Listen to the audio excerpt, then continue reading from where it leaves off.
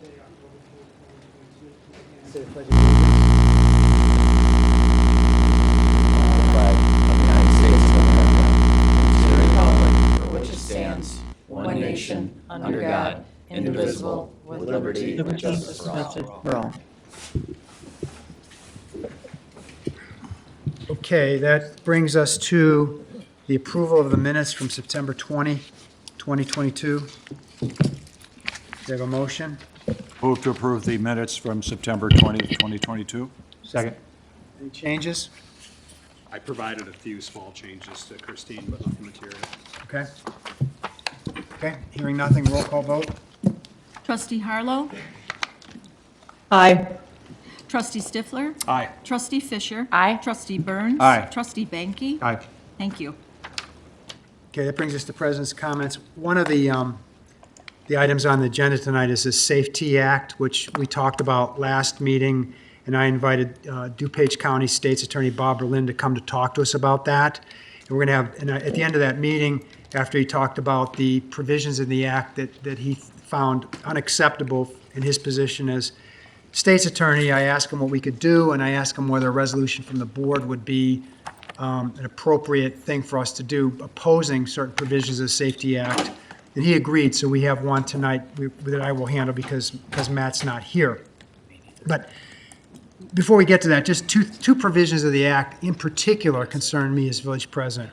One is the criminal trespass portion of the act. As I mentioned last time, currently police officers can arrest somebody and detain them if they're guilty of criminal trespass. Under the Safety Act, you will no longer be able to arrest somebody guilty of criminal trespass. You'll only be able to give them a ticket. Now, I'm not talking about people who, are a threat to the general public who are trespassing. I'm talking about your typical criminal trespass, which would involve, for instance, a group setting up a tent city in any one of the village's parks, or somebody setting up a tent in your front or backyard, or somebody sitting on your doorstep and screaming, or somebody going into a restaurant who's had too much to drink and yelling and screaming. These are situations that happened not infrequently in the village. And last week we had a discussion with a state representative, Mizaki, and the DuPage County Sheriff, and one of the points he made that I thought was a good one is, while there aren't a lot of people who are arrested for criminal trespass, the threat of arrest is something that is very powerful. That if somebody is, in your yard, you don't want them there, and you call the police, and they come and they tell the person, we can arrest you unless you leave, that usually causes the person to leave. That no longer after January 1 of next year will that be a credible threat, because you cannot arrest somebody guilty of criminal trespass. You just have to deal with it. So when we had this meeting last week, I think there were probably 45 residents there, and we started talking about the criminal trespass. There were probably 3 or 4, maybe more people who said their solution will be they'd shoot the person who criminally trespasses on their property. And, that creates a whole lot of other issues for the village of Hinsdale. And so this has got to be changed. This cannot continue because, one, criminal trespass is going to disrupt business, going to disrupt, I guarantee you we're going to find ourselves with people just camped out in parks, and we're not going to be able to ask them to leave, and they may well be in your backyard or in your shed living there. So we have to change this. And I do think that, while we don't often arrest these people, we do have that as a legitimate threat. And I don't want people engaging in self-help where they're shooting people who happen to wander onto their property and are engaged in criminal trespass. The second part of the act that I find the hardest to stomach relates to pretrial detentions. So for many, many serious crimes, including kidnapping and second-degree murder, after the first time that somebody is accused of a crime and is detained and in jail, the judge has to release that person until trial, which could be, 8, 10, 12 months later, to be in the general public unless one of two things is true. They present a risk to a specific person, not to the public in general, to a specific person, which will require the state's attorney to go out and identify a specific person who they're a threat to and present witnesses that can attest to that. Very high standard. or they present a flight risk. And a flight risk doesn't mean that they've got the money to leave. It means actually that they have a plane ticket to go somewhere. So it's not enough to keep people off the streets while they're waiting trial if you think they're just a threat to the general public, which is going to cause, I guarantee it, an increase in crime. And it's, to me, unconscionable that our state legislature would pass an act like this in light of the crime we have in Hinsdale that has increased in the crime we have in the city of Chicago. So we're going to talk about a resolution tonight that relates to that. And I urge all the residents to talk to their representatives, to write Governor Pritzker and tell him that we want changes to the Safety Act because it's going to cause problems. Switching gears, the last day of the farmers market located in Burlington Park at 30 East Chicago Avenue will be held on Monday, October 10, from 7 a.m. to 1 p.m. Thank you to the Hinsdale Chamber and the many other sponsors who coordinate the annual market, which is now in its 46th season. The Hinsdale Police and Fire Department, located at 121 Simons Drive, are hosting an open house on Saturday, October 15th from 11 to 3 p.m. The open house will feature a live fire demonstration, police station tours, bounce house games, and much more. Bounce house and games, and much more. This is always a well-attended event, and it's an opportunity to meet our dedicated firefighters and police officers. Please join the Hinsdale Fire Department on Friday, October 14th at 7 p.m. in front of Village Hall for the 27th Annual Silent Parade to commemorate and remember fallen firefighters. The village will hold the Fall Family Fest on Saturday, October 15th from 11 a.m. to 1:30 p.m. at Hinsdale Middle School, located at 100 South Garfield Avenue. The event will feature pumpkin decorating, inflatables, entertainment, photographs, and a costume contest and giveaways.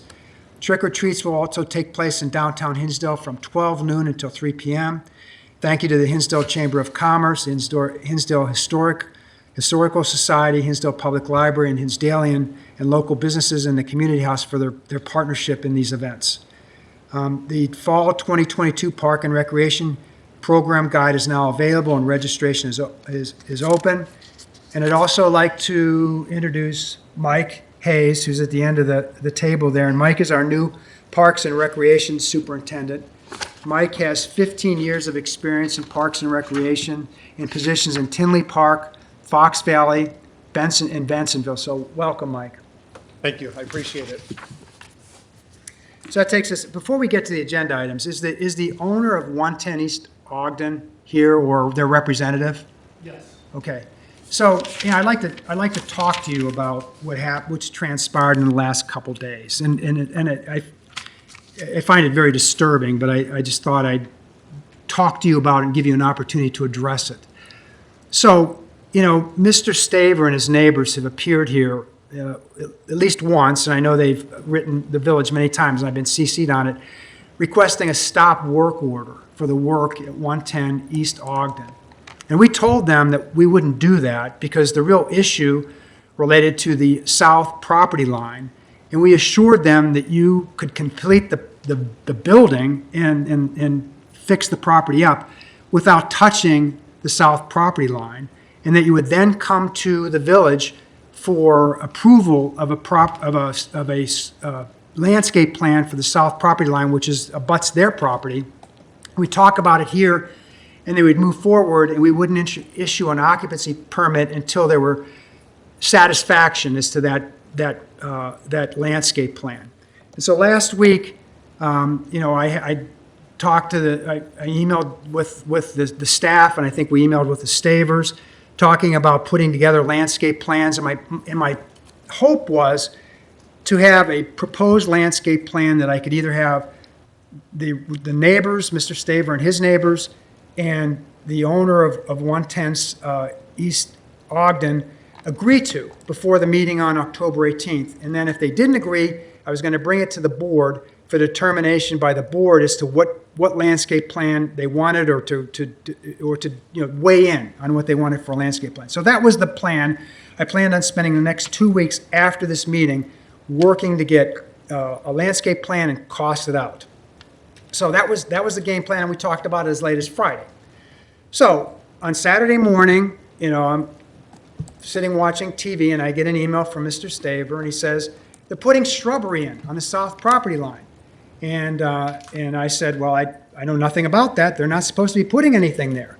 And then I get and then Rob, and I'm going to read this to you because it's unbelievable. So I have the emails right here. Let's see. I had them right here. Hang on one second. So, Rob is communicating with me and with others on this, including the Stavers. And he says that, I write them, I don't know all the details yet. We had this as a string, there's an earlier conversation where I talked about we'd handle this on October 18th. And then Mr. Staver writes me and says that they're putting in trees, and I write him back, and there's others on the email, I know nothing about this. And then Mr. Staber writes me back, he says, in reply, they were literally planting trees on the south property line. And Rob writes, I'm out of town, and I'll follow up. And then Rob writes, and the context of this is, I get this email. I had to go to the dentist office downtown. So I actually go down to 110 East Ogden and park in the parking lot that's across the street. And I'm watching these guys unload new trees off a flatbed truck and put them on the south property line and plant them. So I'm sitting there watching this. And so I get an email from Rob says, just spoke with the general contractor who said nothing is being planted there. They are only cleaning it out and prepping it for planting. So then I write back, this is clearly and obviously and totally wrong. I am there now, and they are planting trees along the south property line. I am not at all happy about this. This is not being handled well at all. So then the police get involved. So first of all, the police go out there at 10 a.m. and it was 10:33, and they talk to the landscaper whose name is Jose Maya, and they say, and Jose says, Jose, this is the police officer in the police report. Jose told me they are not doing any landscaping work, just pulling weeds and cleaning. Okay, and then after I had that email exchange, one of the sergeants go out there, and these police officers, they write good reports. He said, I confirmed the bushes were different from the ones that were present when I came in and appeared, and they appear freshly planted. So he too sees that they're planting new trees. I also saw fresh bush planted on the south side of the building, north of the parking lot. I told Jose he was not allowed to do any more landscaping work on the south side of the parking lot. He said he understood. I spoke with Zazu, I assume Zazu is the general contractor, and asked him why the workers planted new bushes when I told them they were not allowed to do so. He told me this was not a police matter, and I should not be there. He said they are allowed to do whatever they want on the property, and McGinnis already was aware of the new planting site. I told Zazu this incident was going to be forwarded to code enforcement in McGinnis. So, I thought it was crystal clear there was to be no planting on the south side until you came to the board for approval. So, what my plan now is to address this in the next meeting like I planned earlier, and to have a proposed plan I bring to the trustees for approval or not approval. And I'm willing to talk to the people, the owner of 111 and the representative before then, and show them the plan that is okay with the residents to try to reach resolution. But if we can't, we'll bring it to the board. But I would like an explanation as to why trees were planted on the south side, because you put the village in a bad position. You caused the residents to think the village were not being forthright with them. Somebody was not telling the truth, because I was sitting there, as they say, they're just clearing the lot, they're not planting. And I saw with my own eyes they were planting trees that were just happening right in front of me. So, very disappointed in all this. And this goes back to the original issue that, the Stavers had screening that sheltered their property from, and their neighbors, from Ogden Avenue, and also screened them from the building. We now have a 2-story building there, and all the screening was taken down. And whether or not that screening was on the Stavers property or whether or not it was on 110 East Ogden's property, to my mind, is irrelevant, because the site plan we approved assumed that the existing trees would stay there. So now they have no existing trees. They're completely open to Ogden Avenue. It's an untenable situation, and frankly, I just don't think 110 East Ogden has taken this seriously. This is serious. We're not issuing an occupancy permit until something is done. And beyond not telling the truth to the police and not telling the truth to Rob, I just don't think you've been good neighbors. And it's just not the way to act in Hinsdale. That we don't act like that. You talk to your neighbors when you have an issue. You just don't thumb your nose at the neighbors, at the process, at the police, at the building commissioner. So I'd like an explanation. Good evening. My name is Patrick Walsh. I represent Dr. Hartman. She's the owner of property 110 East Ogden. I think what has happened before the village has been one side of the story. I don't think the village has had an opportunity. I know you're shaking your head at me, Mr. No, because President, let me but stop you. Let me stop you. Because I'm angry about this. Did you understand you were not supposed to build or put anything on the property in the south property line? Did you understand that? if you could Yes or explain no? to me, what was the rule on that? Was there an order? I don't believe there was an Rob- order. Well, one thing Rob will tell you, we'll ask Rob, that you were not supposed to build on that. That was the understanding, that you're supposed to come to us for a major adjustment before you built on that. And then your representatives lied and said they're only clearing it. So something's going on here, and it's not right.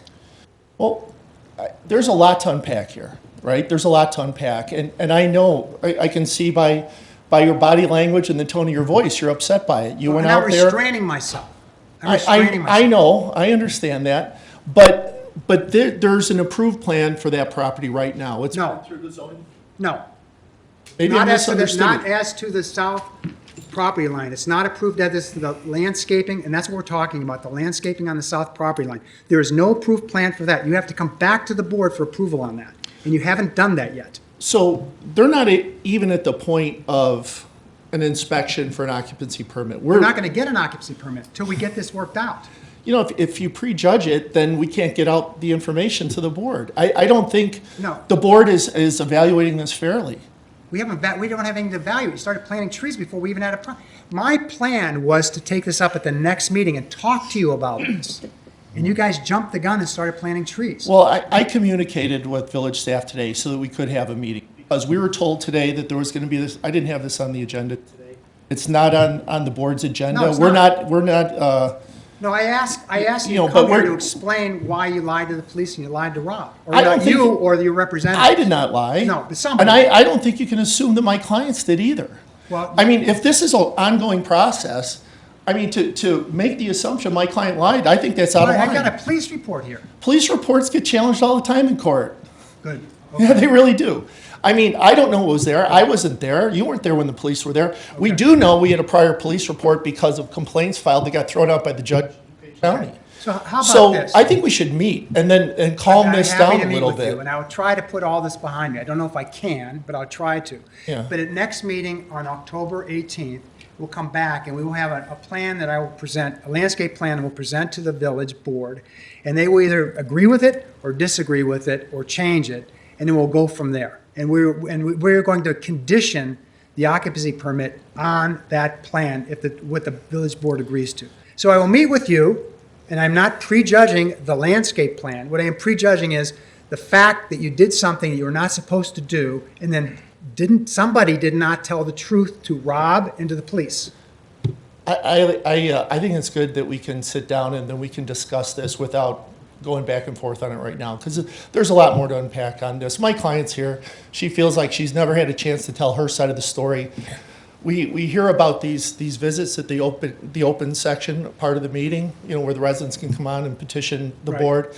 But we haven't been part of that. Today, the only reason we came is because staff said, why don't you please? Yeah, my request. Yeah, and I sent them an Right. email asking to see, let's sit down, let's have a meeting, let's try to work through And these things. And that was my plan between this meeting and the next meeting. I was going to sit down with both sides with landscape plans and go over it. The only thing that it precipitated, you being here tonight, is the fact that you planted bushes, or somebody planted bushes on the south property line on Saturday. And we're happy to go through that with you, President, and go through it all and get their side and show you what's going on and the plans that they've worked on with staff to try to to go above and beyond what was previously approved, and that's in process. My clients have been looking for larger arborvitaes, larger trees. So why did you plant trees over the weekend? We're not even done. There would be additional trees. I mean, it's October right now. October means we're getting colder, and how are we gonna find appropriate trees and That's why other we have to things do to it go in? soon. That's why So we have to do it let's sit down and we'll work through it. Try We'll to do our best with I the would like to the village. resolve it next meeting. Resolve it, I one hope way or so. the other. Yeah, It may end up in Wheaton. It may end up that somebody's unhappy with it, and we've got to fight it out in court. I know. But we're going to resolve it one way or the other. Yeah, and Dr. Hartman's here for that reason. We want to, but it's only been one side up until now. And so we'd love to meet with you and staff and see what we can do. Okay. If the board wants to hear from Dr. Hartman, she's here. I don't know if you want to go there or save it for the meeting. It's up to you. Yeah, I mean, I don't know if you want to. Sure. Yes. Go ahead. Okay, I'll bring Dr. Hartman up. Thank you. One thing I would note on that, we've had many times in the village where, recently we had a downtown brick building that was painted. We made them remove all of the Yeah, paint. yeah. We've had landscape fire stacks 12 feet tall. We Yep. make them take them down. We can make the applicants here remove the bushes if that's ultimately what we decide. Yep. So Sorry, what was that, Luke? Can you repeat that? I was saying ultimately, if a plan that is approved is not what you have there now, we've compelled people to remove things before. So while I understand President Cawley and the village isn't happy about, actions being taken when nothing was supposed to be done on the property line, it's not, it's something that's very easily remedied.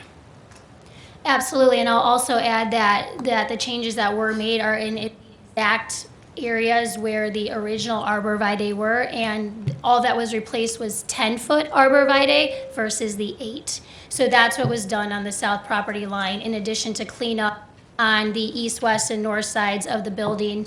But we haven't approved any arborvitae yet. I mean, we haven't talked about height yet. Sure, as Luke said, that can be easily removed if the 10-foot trees are not considered reasonable. At request of 15-foot, which we can talk about in 2 weeks, the bulbs of the trees are way too large and won't even fit back there with the river birches that we have graciously wanted to add, which are 17 feet. So there is a space issue back there. It is not a large area. So we can happily move or change anything, but what was done far exceeded what was there, and nothing in addition was planted. It was in replacement of. Okay. Just So, very clear. so the way and anybody can come and speak in public comments, right? And so to the extent that residents come and it's not on the agenda, anybody can talk about anything. So the residents have elected to do that. So it isn't as though it's a collusive arrangement between the village and the residents. Residents can come, and they've done that in the past. And to the extent we were going to get to the point where we were going to talk about landscape, my thought was to reach out to each side and talk about it, and then bring it. The only reason we're here tonight Right. is Because of because things Saturday. were being because it really caused a lot of concern, and because the residents thought the village told us they're not going to do anything on the south property line, and we've been asking for a stop work order, and they told us that they can finish it, but they can't do anything on the stop property line, and so they were under that impression, and then for them to see on Saturday morning there's trees being planted caused a lot of angst, caused a lot of concern at the staff level. And so that's why I invited you. It's what happened on Saturday. I don't want to Yes. discuss the landscape, but we'll get to that Right. next week. But I just want to express my frustration of the way this has been handled. Yes, and I respect and hear you on that, and I would like to just take a few minutes to talk about some of the driving forces behind getting this product finished. I think it's imperative for people to know that. Oh, is that We have somebody on the phone. That Oh, would be okay. it. Sorry. I think it's imperative for people to know that when we have taken this 10-year abandoned property, we've invested over $4 million. This is a commercial loan that is governed by the bank. We have draw periods and we have draw extensions. This is not the timing of the village is untimely in respect of planting season and also the draw period. Our draw period has already been extended 6 months. That 6 months is up in 4 weeks.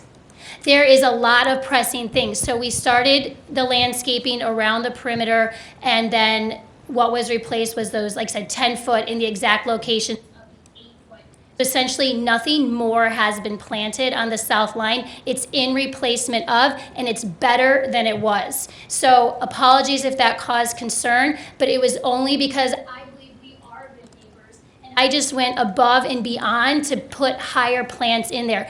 If you decide that's unreasonable, then we can talk about it, or Wheaton can also confirm if 10 foot is indeed reasonable.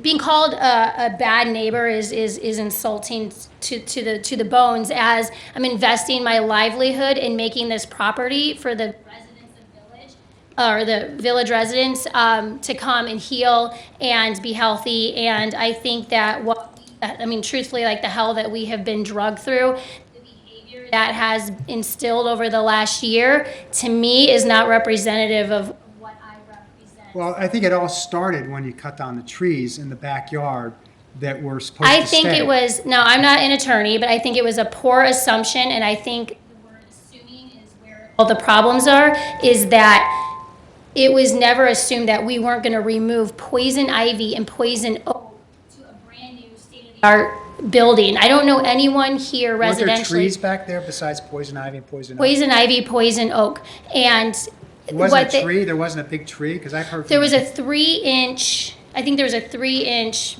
tree diameter that was That's the one removed. he's got on the, We have it, the arborist came back and identified it. And then there was also, I believe, a picture circulating, maybe at a previous board meeting, of what that property line Right. actually looks like in the winter. So we can provide green, scenery during the summer months, but realistically, in the winter, the property looked as it does now because there's no leaves.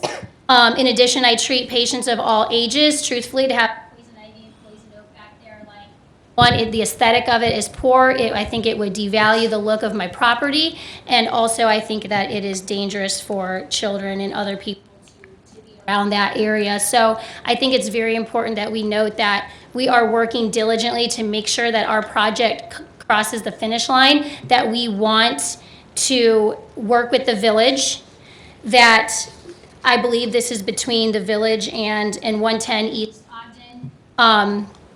I don't see anybody else's name on my mortgage, on my property taxes, and I'm not gonna be bullied or governed by those around me. Like, I'm working with the village. We have a beautifully proposed plan. I mean, with a $4 million building, what kind of landscaping do you think I'm gonna put in? Like, it's gonna look great, and it's gonna restore the view. So I'm asking that you please understand that what we have done with this property, a rat-infested, 10-year abandoned, deserted building, where it's going, and the fact that we are working with a lot of money, we're working with deadlines, timelines, from nurseries, with the Illinois weather, with all of that. So nothing is done out of shadiness. We have been approached by village staff in the most rude, accusatory ways, accusing our actions on our property as, what are you doing out there? Not knowing the pressure of this loan that's coming to a close. We're out there to get our building done. We're out there to open this clinic as soon as possible.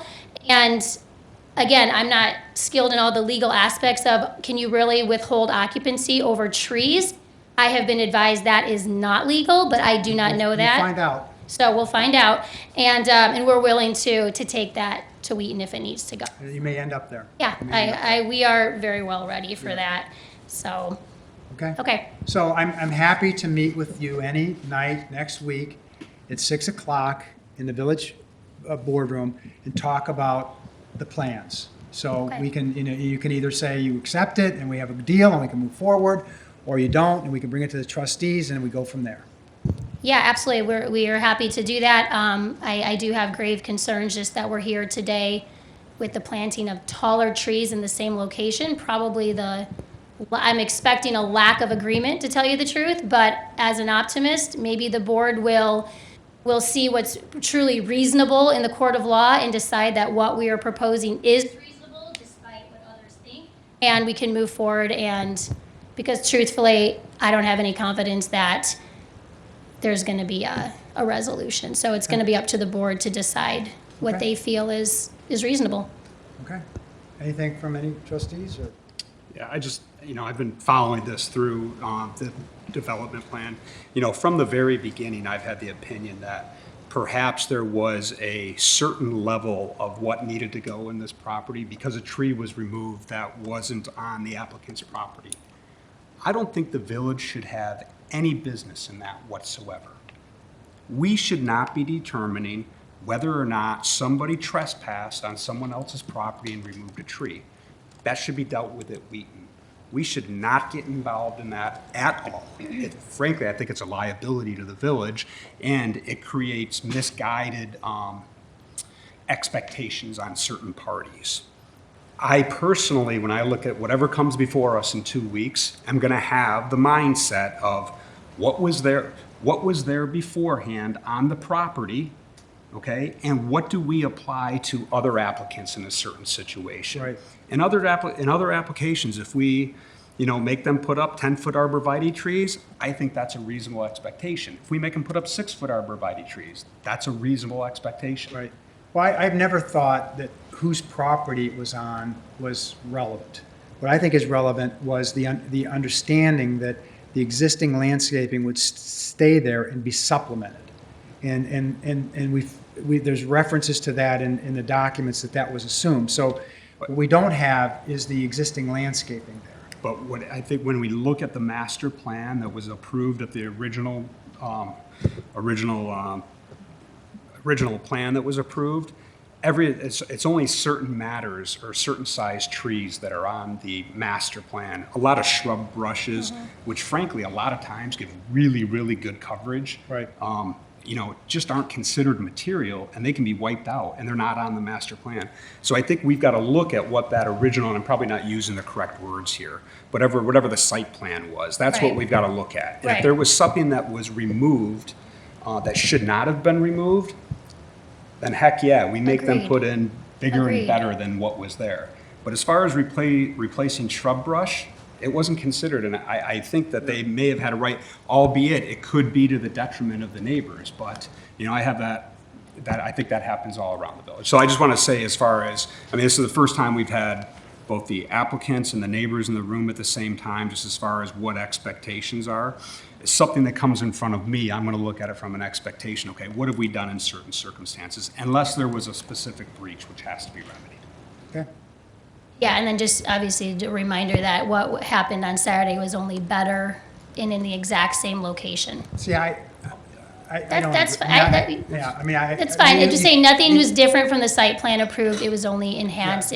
The agreement was you'd come back to the village and you didn't. That's my biggest problem. Sure. You did something with the understanding from the staff and the understanding by me and the understanding by others is that we would come back to the village before you did anything, and having done it, I just did not view it as the right thing to do, but that's. And again, respect that, but just understand that we are pushing huge deadlines with large sums of money, and there's another side to the story versus what you're just seeing, so, thank you.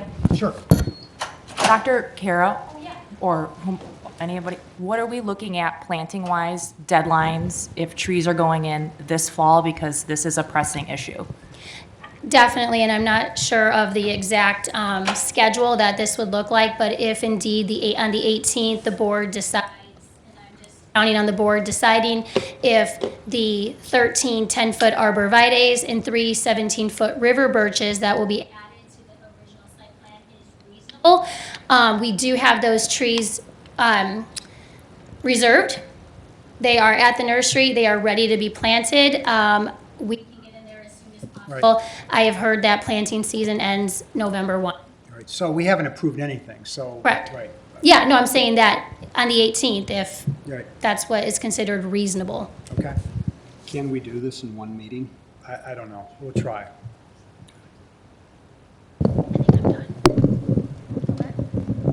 Any other questions?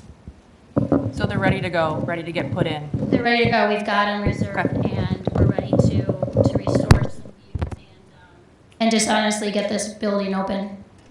Right. Do you somebody want to respond?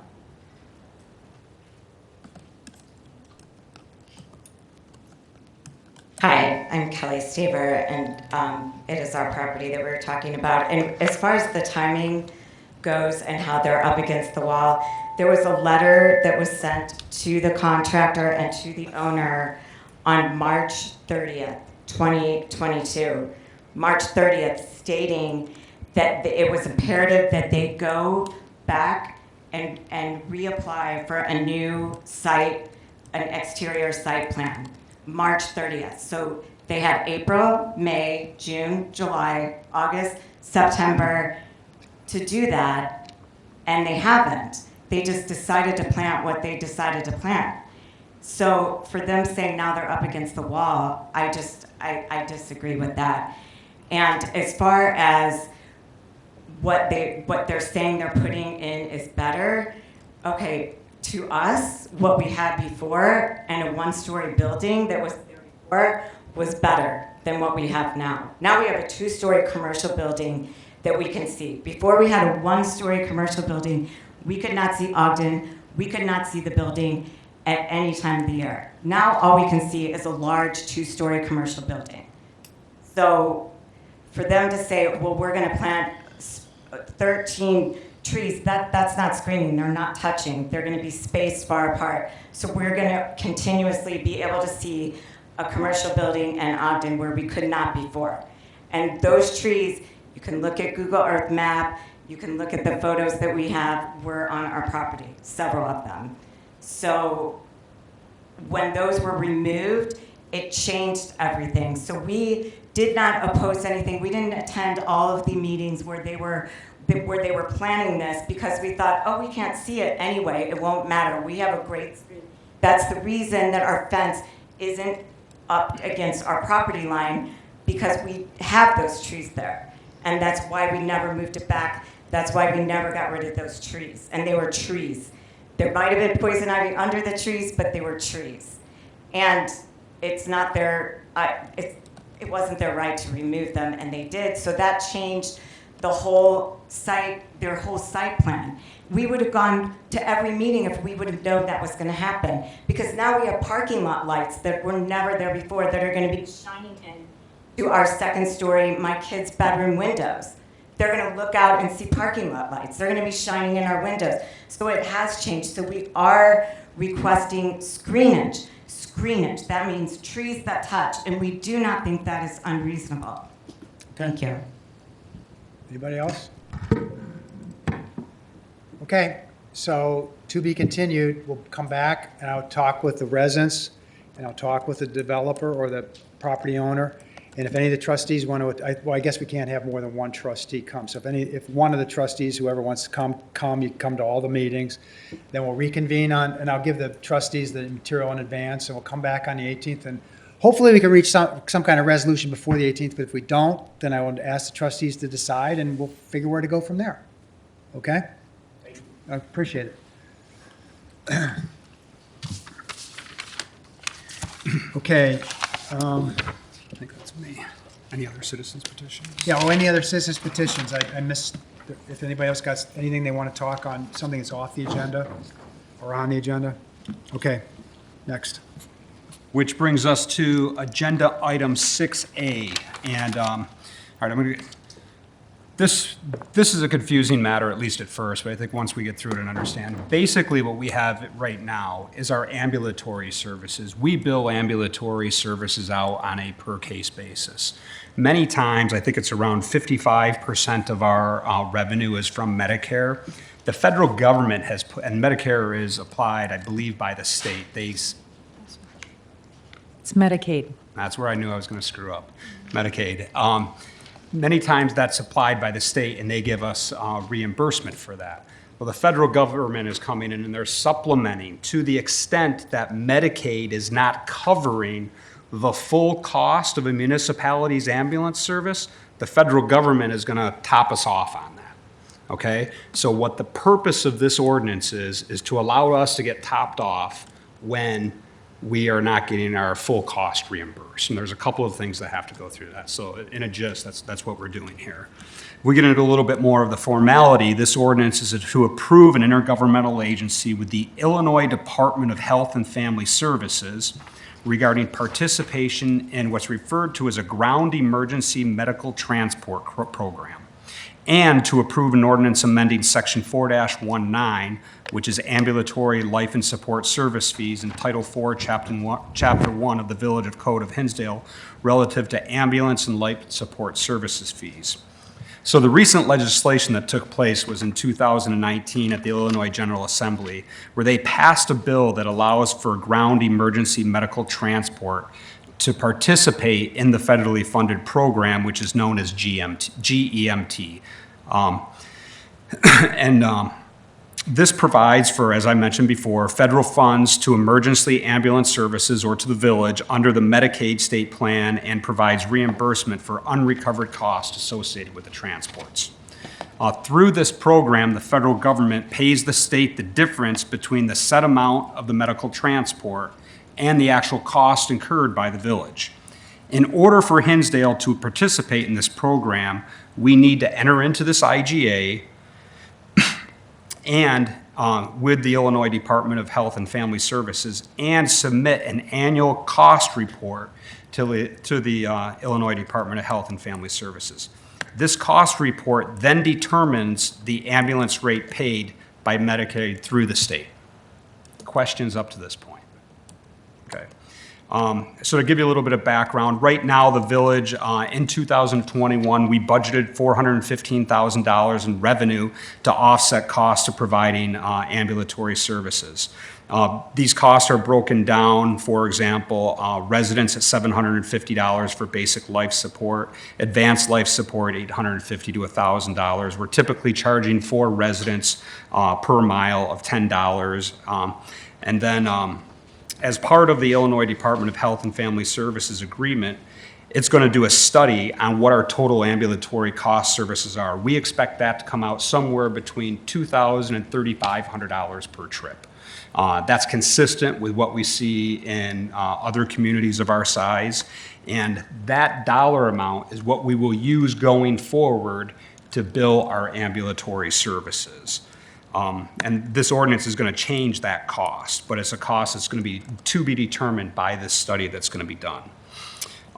By charging the GEMT rate, it's going to allow the village to recapture a greater portion of the related expenses. And through this program, we're going to expect to get anywhere from about $80,000 to about $104,000 of additional revenue per year, which ultimately is coming from the federal government. You know, just to give trustees a little background on our ambulatory services right now, about 55% of it comes through Medicare, or Medicaid, 26% through private insurance. Trustee, you have it correct. 55% is from Medicare, 10% Medicaid. So 10% we're talking about Medicaid. 10%. Got it. Okay. I've always had problems with those two. 26% through private insurance, and then 10% directly from the patient if they're not, if they don't have insurance or direct pay. What I found interesting about this is only 37% of the charges are from village residents. The remaining 63% historically have been from non-residents. So consistent with our current practice, there will be a process for staff to consider appeals and also waivers under certain circumstances. And this is also, those waivers can be applied to Village of Hinsdale residents. As I said, the budget impact on this is going to be about $80,000 to $102,000 to $104,000 per year, and it'll be a positive budget impact. So is that clear as mud? So the bottom line is, we get paid more because we get the cost of our ambulance service, and it's paid by insurance or the government, and residents won't bear the cost. Correct. So it's a win-win. The village makes revenue, and the residents don't pay the revenue we get. It's a win-win for Yeah, everyone here. okay. I just had one question, Luke. Yep. And it's just that, are these dollar amounts static, or do they adjust over time? Yep. Go ahead, Kathleen. The cost of service is evaluated every year, so they will fluctuate depending on what the report that we submit to the Department of Health and Family Services. So capturing the cost would be basically be equivalent to over time. We wouldn't be at a loss after year one because costs have increased and it didn't come after. Right. That's one Okay. question I had. Good. Consent agenda or back on the agenda? I think it's consent. I think it's consent. Consent. Good. Okay. Which moves us to agenda item 6B, And this is an ordinance for exterior appearance and site plan to allow for second-floor window replacements at Zazu Salon at 18 East Hinsdale Avenue, which is located in the B2 Central Business District. I would note that all surrounding properties are also in the B2 district. The building is a contributing structure in the downtown historic district. The applicant is asking to replace 10 second-floor windows on the south, north, and east sides of the buildings. I think it's important to note that the existing windows of the building are not the original windows. The proposed windows would be black aluminum, and there are illustrations of the windows in the packet. The Historic Preservation Commission held a meeting on September 7th, and the Plan Commission held a meeting on September 14th. At both meetings, there was discussion that was primarily around the color of the window. Specifically, there were a number of commissioners on both the HPC and PC that believed that white windows would be more conforming to the historic nature of the building. However, after lengthy discussions at both meetings, the commissioners determined that the use of the black windows would be appropriate, and both commissions voted unanimously to recommend approval to this point. So I'd open it up to trustee or we do have applicants here tonight on this matter? Trustee Stifler, I just heard from the applicant that they were planning on being here, but they had their dates wrong. So they It may are not be currently necessary. Are there any questions from trustees? No. Okay, this cannot go on the consent agenda because it's zoning, but if you can advise the applicant that they probably don't need to be here on the 18th. Sounds good. Which then moves us to agenda item 6C. And this is a first read for exterior appearance and site plan to allow for changes to the exterior facade of an existing building at 35 East First Street, which is where Fuller House is located. The property is located in the B2 Central Business District and is surrounded by properties in the Central Business District.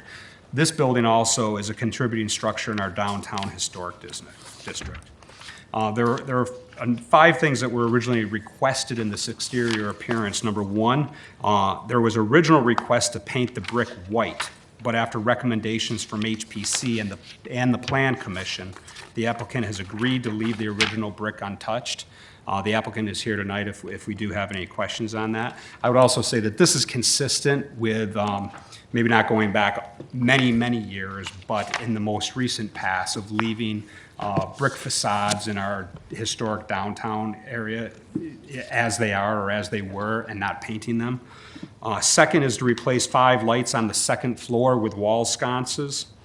Number 3, to cover the existing stone band, which is above the storefront, is going to be covered with reclaimed wood and as a background for a future wall sign, which is not before us this evening, but will go separately to Plan Commission. And then lastly, which at least I have maybe a quick explanation on this. If you've walked into Fuller House before, there are 2 doors on the right and the left, and there's an alcove, which sets back probably 6 to 8 feet. They want to put planter boxes on the alcove, which would separate the sidewalk from that property, and then also paint the floor of the property. There was some discussion about that at Plan Commission and HPC, but everybody seemed satisfied. The Plan Commission and HPC meetings were held on the exact same dates as September 4th, or September 7th and September 14th. And the only recommendation that, as I mentioned before, that both commissions had was that the brick not be painted. So with that, anything else that you want to add there? Okay. So the painting you're talking about, the floor, where is that? Is it inside or outside? It's outside, but it's on private property. Okay. So as you walk into Fuller House, like the whole front, the window set back probably about 8 feet.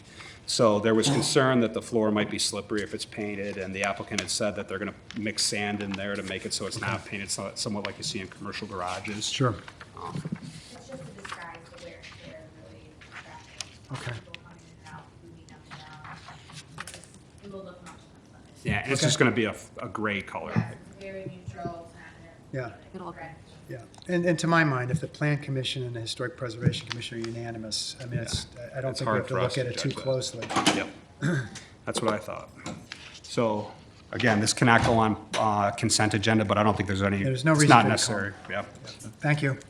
I just think this looks great, really nice updating. So, that end of First Street, with this circle lighting and everything is pretty darn cool. a lot Yep. in the next few months because we have a lot of different things that we're going to be bringing your way. All right. Okay, Look good. forward to it. We'll be there. Thank you much. Have a nice night.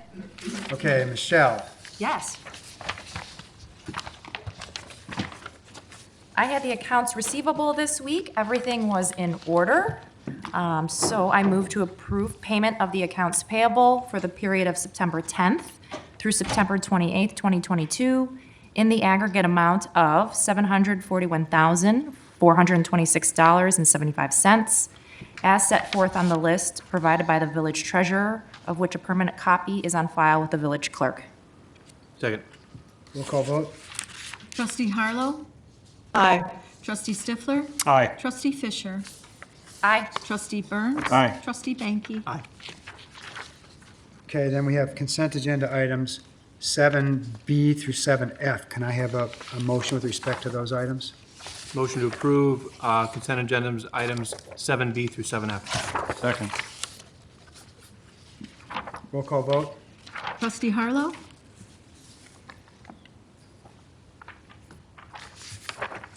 Trustee Harlow, are you okay with the consent agenda? I bet she is. Probably on mute. Yeah. Yeah. Oh, we'll. Come move back to on. her.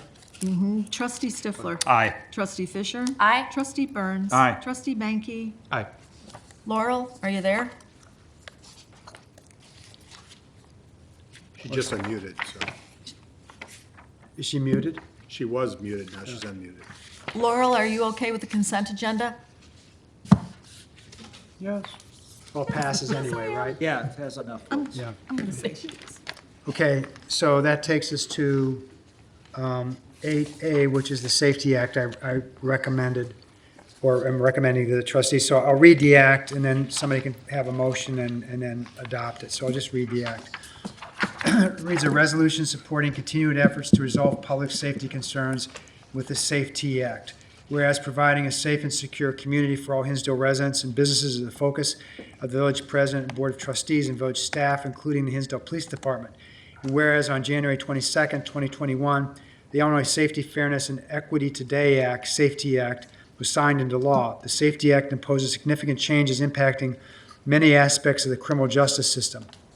And whereas the Safety Act was poorly drafted, nearly 800 pages, and passed by the Illinois General Assembly in the middle of the night with little or no public debate, and whereas the village officials and staff work with the Illinois Association of Chiefs of Police and DuPage County State's Attorney's offices to share public safety concerns about the Safety Act after the initial release and during consideration of subsequent trailer bills. And whereas the General Assembly has since made limited changes to the Safety Act, but there are still many provisions in the sweeping new law that create serious public safety concerns. And whereas the village supports certain elements of the Safety Act and has already implemented certain elements, including the use of police body cameras. And whereas the Safety Act, however, continues to contain several elements that impact the ability of the village to more effectively provide police services, including but not limited to unreasonable limitations on the ability of courts to detain individuals charged with serious crimes pending trial, unreasonable limited police officer discretion to make arrests, imposing unreasonable police certification and decertification standards, and mandating unreasonable custodial accommodations. And whereas there's an opportunity for legislators to continue to work with public safety representatives and all community stakeholders to further amend the Safety Act to address outstanding public safety concerns. Now wherefore let it be resolved by the President and the Board of Trustees of the Village of Hinsdale, DuPage, and Cook Counties in the state of Illinois as follows. Section 1, each of the recitals in the whereas clause are as set forth are incorporated into Section 1 of this resolution. Section 2 of the resolution, the President and Board of Trustees of the Village of Hinsdale demands that state legislators work with public safety representatives and all community stakeholders to fix remaining problems of the Safety Act that unreasonably limit the ability of courts to detain individuals charged with serious crimes pending trial, unreasonable limits police officers' discretion to make arrests, imposing unreasonable police certification and decertification standards, and mandates unreasonable custodial accommodations, including but not limited to the following.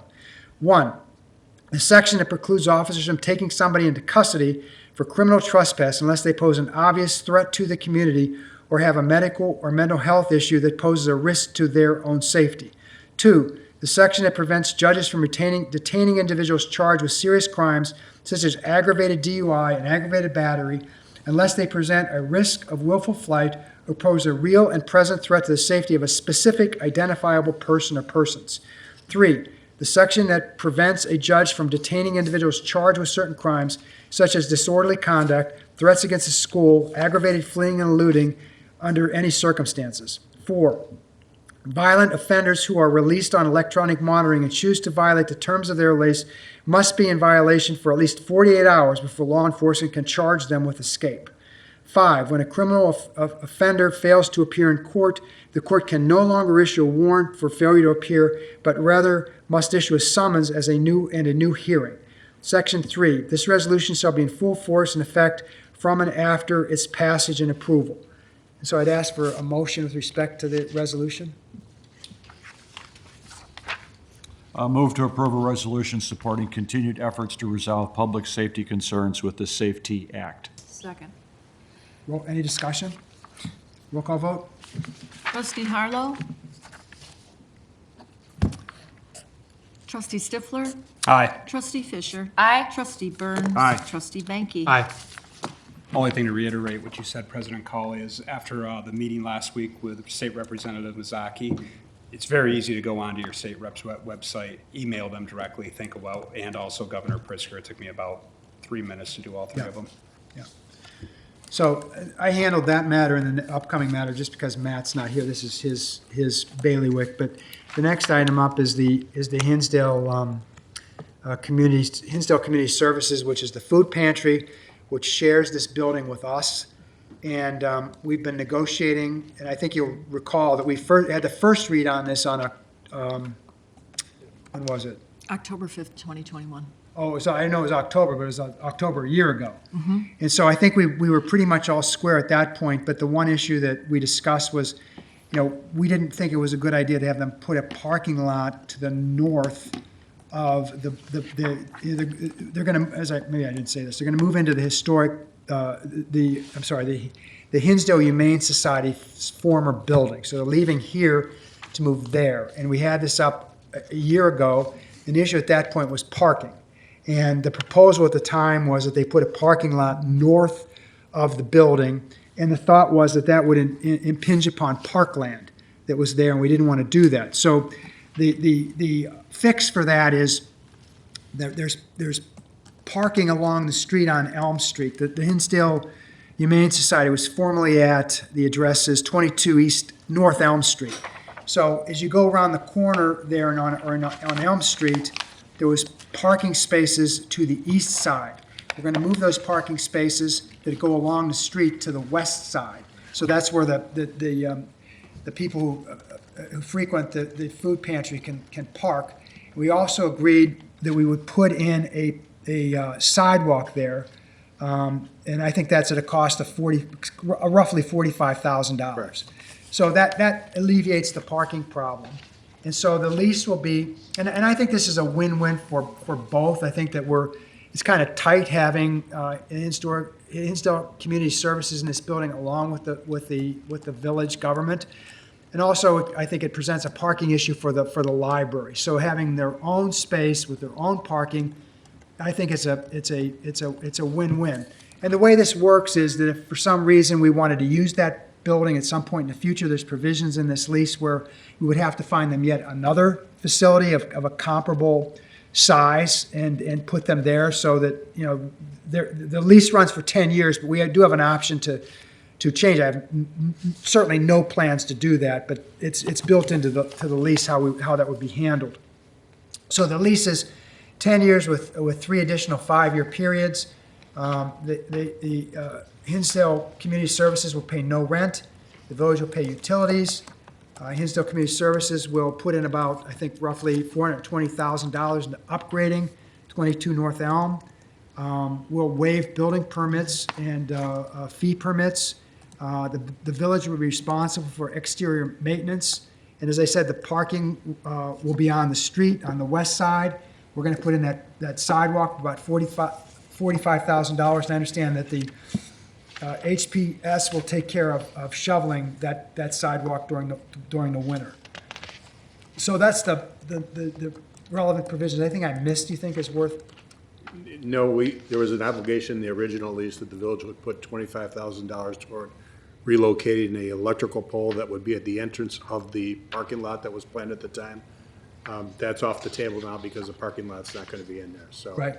We don't have that obligation anymore, but Right. I think you've covered it. We have met with the hospital. I think there's a representative from the hospital today, and they're amenable Okay. to these parking changes. Okay.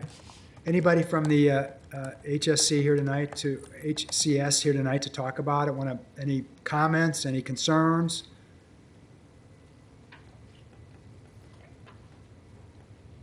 I'm Susan Oakham. Can you please come up to the microphone in case people do listen to this, and we have an audio record of the meeting, so it just makes it easier. There's a handheld mic there if you could pick that up. Hi, I'm Susan Oakham. I'm a volunteer at the food pantry and also a neighbor of the new location, and I think it's a great idea. I get to, in my role at the food pantry, meet all the clients each distribution day, and I think it's going to be more efficient, it's going to be time-saving, and I think it's going to enhance our neighborhood. I do too. So, I do I'm too. all for it. I do think it's a win-win. It's seldom we get a win-win. I don't think there's any downside to this. I don't either, Yeah. and when you see the good act that we have on people's lives, and many Hinsdale people too, that was the biggest surprise for me, how many of our own residents utilize the pantry. Okay, thank you, and thanks for your cooperation and your patience with all this. I think it's a good deal, and we'll vote on it tonight, but I don't know if there's any issues with it. So, can I have a motion with respect to the food pantry lease? I'll make a motion to approve a resolution approving and authorizing execution of a lease of office and distribution space at 22 North Elm Street between HCS Family Services and the Village of Hinsdale, Illinois. Second. Any discussion, concerns? Roll call vote? Trustee Harlow? Trustee Stifler? Aye. Trustee Fisher? Aye. Trustee Burns? Aye. Trustee Benke? Aye. Get back to you, Luke. Yep, which moves us to agenda item 8C, and this is a second read, so we will vote on this tonight. And it's an ordinance amending various sections in Title VI of the Motor Vehicle and Traffic, Chapter 6, parking of the Village Code relative to parking. The board discussed this matter as a discussion item at its September 6th meeting before we moved it to a first read at our last September 20th meeting. Please recall these changes are being discussed as a result of changed commuter patterns as a result of the pandemic and a greater portion of people working from home certain days of the week. The ordinance would make the following changes. One, it'll remove residence restrictions from the village lot and make it open to all commuters and all communities. Number two, it'll provide for online sales of parking permits. Number three, it will continue to offer a 6-month commuter permits and merchant permits. Number four, we're going to convert the north side of the main depot on Burlington Drive to a daily cost of $10 per day simply for the convenience factor. Number five, we're going to allow commuters to pay by app or text for, it's a question I have here, is it $3 a day or $3.50 per day? It's $3 a day for everything but the main village parking lot. Got it, thank you. So $3 a day for everything except the main parking lot. This will provide greater flexibility to commuters that may not be going down to Chicago 5 days a week. Trustee Fisher did request that multiple day purchases be available via the Texter app, and Chief King did confirm that the software provider will be able to program that in. Also, we're going to standardize time of all commuter lots from 6 a.m. to 6 p.m. Monday through Friday. And then very lastly, we're going to convert 56 of the 82 spaces at Robbins Park parking lot by the tennis courts to the Hinsdale Central Students Parking for $400 a semester or $800 a year. We did discuss at the last meeting after President Cawley received a phone call from a representative of the community house of talking about phasing that in. We didn't finalize, how we would phase that in over at what time period, but I would make a suggestion just for a debate. We do it over 3 semesters, so it would be 3 half-year periods for Hinsdale Central, and basically a third, 18 parking spaces, then finally 20. I think those numbers would allow us to see any problems if they arise at that time. So would we put that in the ordinance, or? Yes. Yeah, okay, yep. That makes sense to me. Yep, and those are the changes. Questions, thoughts?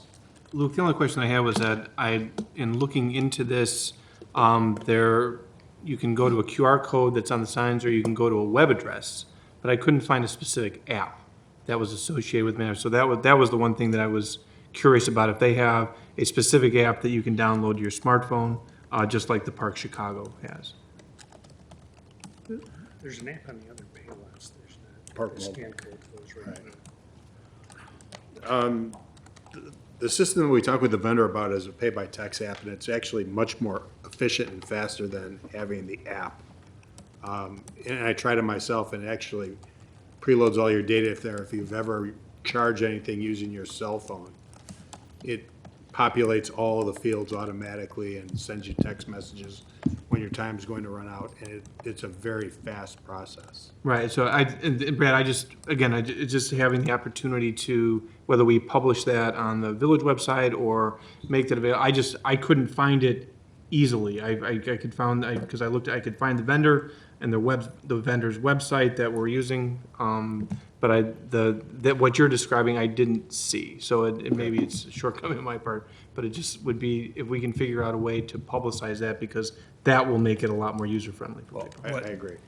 And I had the same concern, and as I looked through it, it was similar to another app I've used that didn't actually have an app, but it was via QR text. What I found convenient about it is if I go and hit the QR text one time, and then I go back 3 days later, I just go back to my messages and use the same QR text. So it's always on your phone. You don't have to go by and screen it each time. Also, with regard to the QR, if we did want to advertise it in the Hinsdale, we could have people screen it or scan it right from there. No, I think it's a great idea. It's just a matter, it's just the convenience factor, any way that we can publicize that, and show people how to utilize it, I think that will be beneficial. Yeah, along those lines, so with this reader or something, first of all, are we going to have signage, in these various different parking spaces? Yeah. And it's going to say, 350 or, Right. Whatever it is? Yep. See, because with the Park Chicago app, it just says, okay, if you're going to park here, put in space 2442. You buy the time. Yeah, and then it'll show you what, what the cost is. So. And you buy in increments. Yeah, exactly. But here we're doing, it's only applicable from 6 a.m. to 6 p.m. We want to make this for revenue for us. Whether you're there for 2 hours or 12 hours, you're paying. Right, and our dollar values are different. I mean, Right. the Chicago staggers it. And Yes, and typically here where you got commuters, they're going down for anywhere from a 10 to 12 hour day. It's not often that they're down there for 2 or 3. Yep. So that's What's why. the effective date of this? Or do we have an effective date? It'll really depend on when the vendor can deliver the signage and things. Okay. We talked to the vendor last week. They're going to write the program as soon as this passes. They can write the program so the consumer, I think this came up at the last board meeting, can do multiple dates. When they sign on, they don't have to necessarily just do it, one each and every time. So they could pick 2 or 3 days in a given week where they choose to pay to park ahead of time. Finally, is there a concern, I'm going to vote for it, I think this is great and everything. Let's say among older residents that may or may not be quite as comfortable with this. I'm not speaking for myself, maybe Scott or Tom. I don't like this at all. Yeah, I do get complaints about that. That we don't have the parking meters anymore? Yeah, that older residents have difficulty using apps, for parking.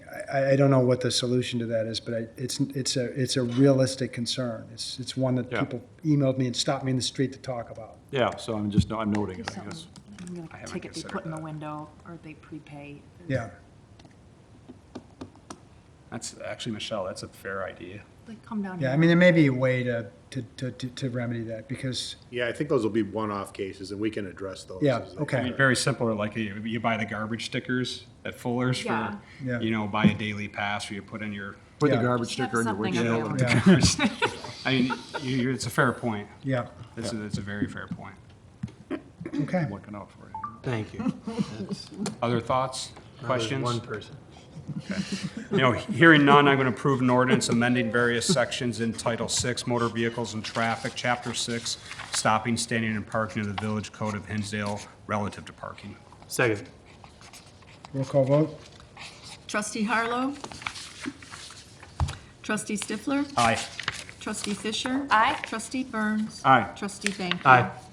Okay, and then agenda item 8D, it's a second read. We did have this first read, and we just wanted to tighten up the language in the ordinance, which has been done. But basically, what we've got here is we're changing conversion of 3 intersections from yield signs to two-way controlled stops at 4th and Bowden with the stop signs north and southbound, Stow and 4th with the stop signs at east and westbound, and then 3rd and Park with the stop signs at north and southbound. And then also, we were addressing in 2021, we originally approved a two-way stop at Bruner and Hickory, and the Public Works Services made a executive decision as they were installing it to rather than put the stop signs east and west on Hickory, they put them north and south. So this ordinance will memorialize that, what we actually have. And the police department says that there hasn't been enough volume at that intersection.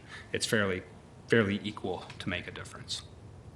So, questions, thoughts? Okay. Hearing none, I'll approve an ordinance to, make a motion to approve an ordinance amending section 6-12-3, Schedule 3, two-way stop intersections, and section 612-4, Schedule 4, right-of-way streets of the Village Code of Hinsdale. Second. Roll call vote? Trustee Harlow? Trustee Stifler? Aye. Trustee Fisher? Aye. Trustee Burns? Aye. Trustee Banky? Okay, any staff reports? Anything on tollway? I don't think we have tollway on here anymore. Okay, any citizens petition? No one's here, so no petitions. Any trustee comments? Okay, we have a closed session. You want to handle that? Luke? Yep. I'm going to move to adjourn the meeting into closed session under Section 5 of the ILCS 120/2C8, security procedures and the use of personnel and equipment to respond to an actual, a threatened, or reasonably potential danger to the safety of employees, students, staff, the public, or public property, and Section 5 ILCS Section 120/2C11, litigation file under pending before a court or administrative tribunal, or when an action is probable or imminent. And am I missing anything? No. Okay, not to reconvene in open session. Have a second? Second. Roll call vote? Trustee Harlow? Trustee Stifler? Aye. Trustee Fisher? Aye. Trustee Burns? Aye. Trustee Banky? Aye. Thank you. Oh, okay. Yeah, apparently She's here. She she's just can't, here. she's having trouble getting through. Oh, okay. We'll connect. Thank you.